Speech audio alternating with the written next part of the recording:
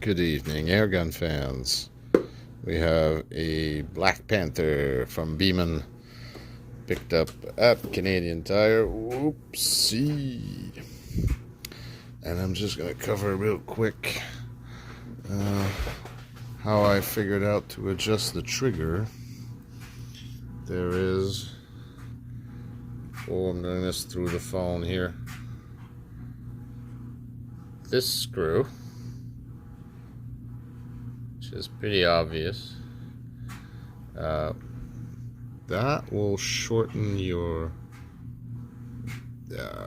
it's like pre-tension on your trigger, but best way to describe it is that it shortens your first stage in a way.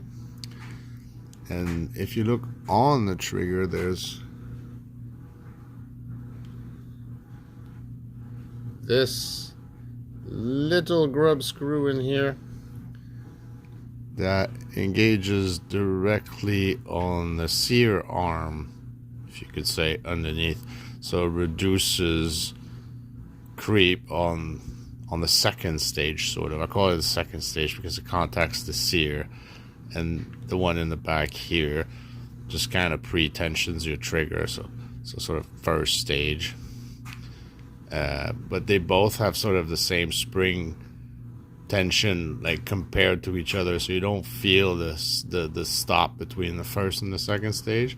But when they're balanced together, when this little one already does contact to the sear arm and this little spring tension is brought in about half, it's like it's already a very, very fun trigger right there.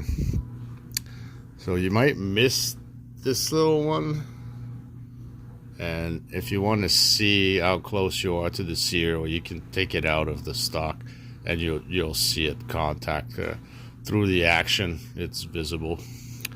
Or you just give it a couple of turns and you're going to start feeling the shorter and shorter action. I made it really, really short, and then I undid it a little bit, so it's actually pretty safe. Okay, see you next time.